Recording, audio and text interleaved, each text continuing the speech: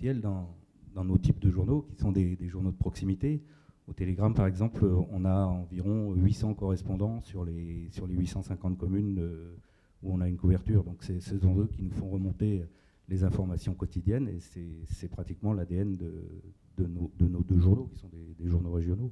Comme le dit mon collègue du Télégramme, les correspondants sont nos yeux et nos oreilles sur le territoire. Je pense que nos journaux respectifs n'auraient pas ce succès si on n'avait pas un maillage extraordinaire de nos départements.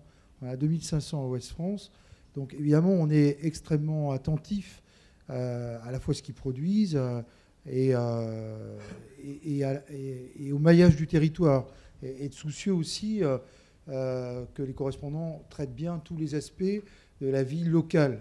Il peut produire que des gens s'intéressent qu'à certains types de contenus et pas à d'autres. Donc notre travail, c'est d'être vigilant aussi à ce niveau-là, de façon à parler de tout dans nos communes. Ensuite, il y a un système de contrôle. Il est normal que les journalistes, Sébastien le disait, leur copie est relue. Donc il est normal que derrière les correspondants aussi leur copie soit relue, que dans certains cas, on ne publie pas des informations qui ne nous paraissent pas essentielles ou qui ne sont pas suffisamment détaillées. Mais ce ne sont pas des gens qui sont laissés comme ça dans la nature à faire n'importe quoi. De façon très concrète, on a justement des journalistes, nous, qui démarrent à 14h l'après-midi. Et le premier réflexe, ils sont chargés d'un secteur et ils regardent tous les articles qui sont arrivés dans les catalogues. Ce sont des articles des correspondants, justement.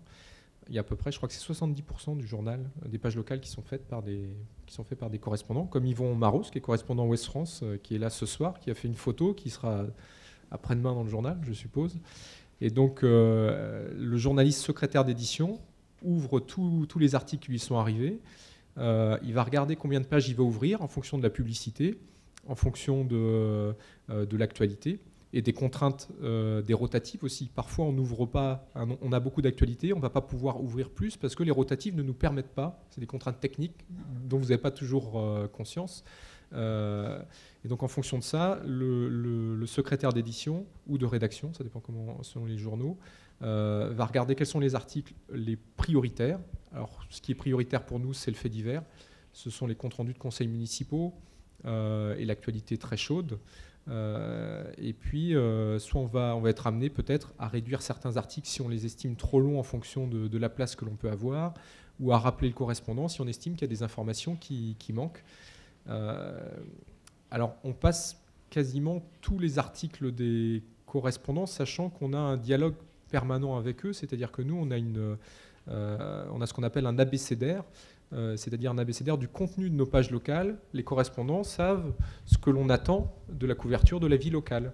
Et en fonction de ça, c'est leur grille de lecture pour savoir sur le terrain ce qui peut intéresser les colonnes de Ouest France ou pas. Et ce qui nous intéresse, c'est toujours la bonne histoire, s'il peut y en avoir, du portrait et beaucoup de l'actualité miroir de la vie associative, municipale, économique, sportive, tout ce qui fait la vie des gens d'ici, quoi.